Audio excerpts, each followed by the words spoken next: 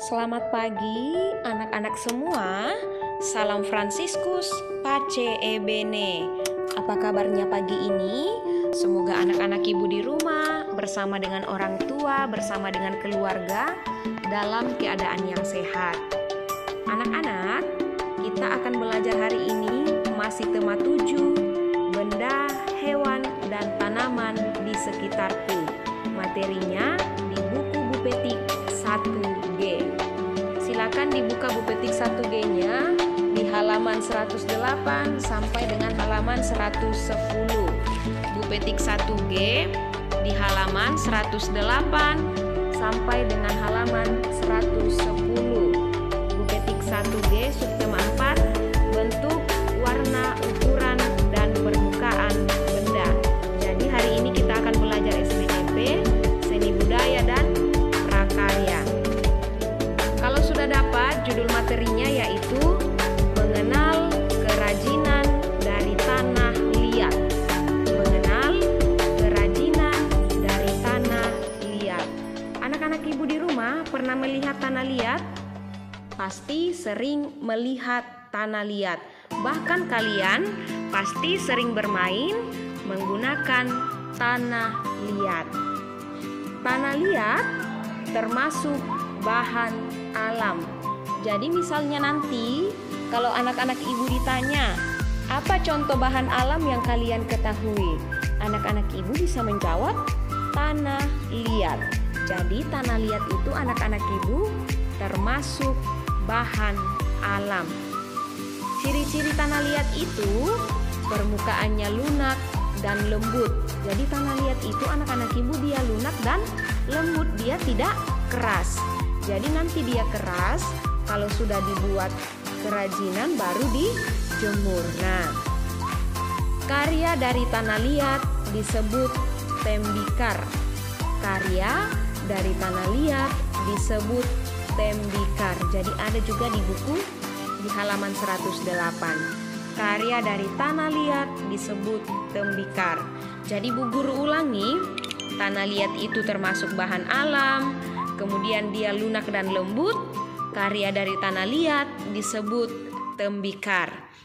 Karya dari tanah liat dapat berupa patung, kendi, atau celengan. Jadi sering kita lihat patung itu adalah contoh karya dari tanah liat, kendi ataupun celengan. Nah, contoh karya dari tanah liat yang pertama,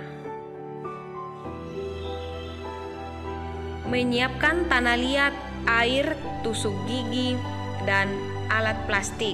Ini adalah langkah-langkah membuat karya dari tanah liat. Jadi yang pertama, tanahnya disiapkan, kemudian air, kemudian tusuk gigi, kemudian alat plastik. Kemudian yang kedua, membentuk tanah liat sesuai dengan keinginan kita. Jadi tanah liatnya disiapkan, kemudian disiapkan air, tusuk gigi, dan alat plastik.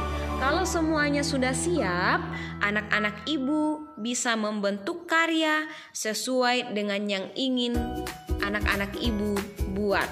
Kalau misalnya mau buat patung, boleh patung hewan atau patung orang, itu bisa juga dibuat dari tanah liat. Kemudian jika sudah selesai seperti pada gambar, ini membuat kendi. Jadi kalau kendinya sudah selesai, kendinya itu dijemur. Jadi menjemur karya dari tanah liat di bawah sinar matahari. Supaya apa? Supaya karyanya jadi kering, kemudian tidak rusak dan hancur. Jadi itu langkah-langkah membuat karya dari tanah liat. Pertama, alatnya disiapkan, contohnya tanah liat, air, tusuk gigi, dan alat plastik. Kemudian kalau sudah siap, mulai dibentuk. Jika sudah selesai, dijemur di bawah sinar matahari. Kemudian bagian B, membuat lukisan menggunakan pasir berwarna. Membuat lukisan menggunakan pasir berwarna. Anak-anak ibu pernah melihat pasir? Pasti pernah dan bahkan sering melihat pasir.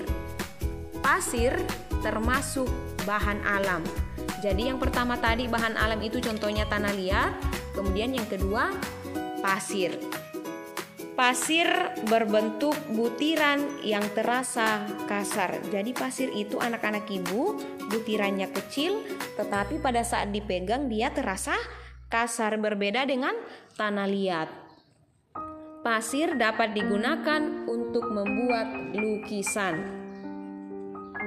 Contoh karya dari pasir. Kemudian, bagaimana langkah-langkah menggunakan pasir sebagai bahan alam untuk membuat sebuah karya?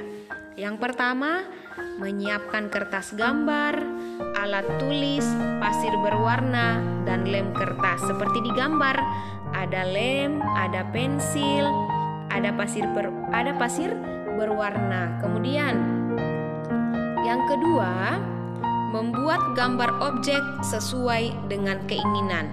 Kalau di contohnya anak-anak ibu, dia menggambar rumah. Jadi terserah anak-anak ibu mau gambar hewan, mau gambar tumbuhan, atau menggambar benda lain, atau menggambar rumah, boleh. Jika sudah selesai digambar, maka pasir itu ditaburkan ke gambar yang telah diberi lem. Jadi contoh karya dan contoh cara membuat karya dari pasir. Yang pertama, disiapkan dulu bahannya. Bahannya apa saja? Kertas gambar, alat tulis, pasir berwarna, dan lem kertas. Kemudian, kertas dan pensil itu digunakan untuk apa? Digunakan untuk menggambar objek yang akan kita hias.